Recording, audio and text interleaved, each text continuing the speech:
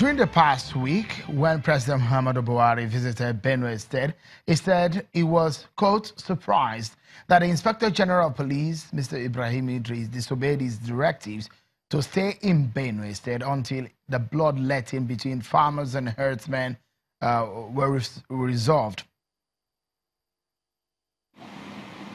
But what I did when I was not satisfied with the reaction was to call him and read the Right Act. And this he moved here, I don't know, he didn't even spend a day, he went to Nasarawa. It's only now I'm knowing that. But I know I dispatched him here, but I took the two senators I mentioned into confidence and explained to them. So 5 days ago, the president in a tweet said the Inspector General of Police has been summoned to explain his flouting of the presidential order to remain in Benue State. In a tweet to the old story, the police refuted claims by presidency officials that President Muhammadu Buhari had queried the Inspector General of Police, Mr. Ibrahim Idris. Well, let's continue the conversation now. And let me perhaps return to Mr. Ibrahim, a security consultant in our Abuja studio. When this kind of situation happens, where the president says, look, IGP, go to Benue, stay there, quell all the crisis and the violence happening there, and the number one citizen says he's surprised that the IG has flouted his order. What do you think exactly is happening within the top echelon of authority in this country? Well, Shaun, as a former editor, I can tell you that clip of the president was edited wrongly. That was not the contextual message of the president. And even that, the authenticity of that tweet is also questionable. If you allow, I wish you allow the whole tape to run so that people can analyze and say and listen exactly to what the president said. It was tailored, it was edited to suit a particular purpose. And this is what is causing problem in Nigeria.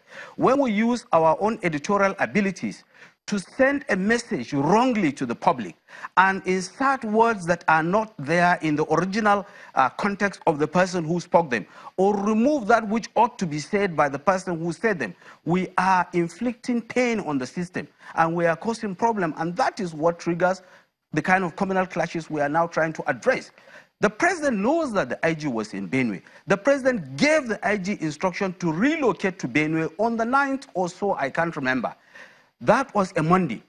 By the night of Tuesday, we were in Makodi. We arrived on I beg to make a quick correction. 1 a.m. And we were in Makodi.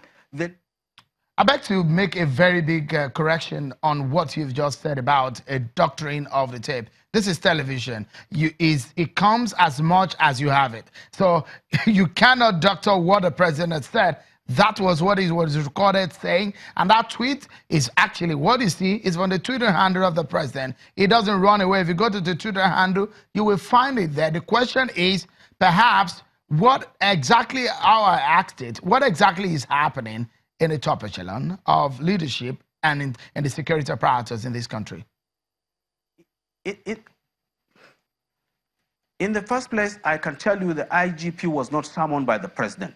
The president did not summon the IGP, and the president did not query the IGP. If anyone has a copy of the query, he should tender it. Secondly, the IG relocated to Benue as directed by the president, and he was in Benue till the day he was called back to come and attend the Armed Forces Remembrance Day, which is a ritual that is a wreath-laying ritual that is performed annually by service chiefs and the IGP. I went with the IG to Benue. We were in Makodi where we had the stakeholders meeting on a Wednesday. Thereafter, in the public, after the accusation, after the allegation by the Benue State Governor that there is a militia camp next door in Nasarawa, in Tunga in particular, that are waiting to unleash mayhem on the people of Benue. And he said the IG should take up that challenge. The next day, the IG flew to Tunga. He had a stakeholders meeting at the palace of the emir of Tunga. He asked in the public where there is a militia camp in Tunga. Everyone says there is no such militia camp. They said they have never seen any militia. And the IG moved again to Logo. He went to Anyim, which is the hometown of the former governor of Benue State, Gabriel Suswan. He addressed refugees there in the IDPs. They had more than 5,000 displaced persons there.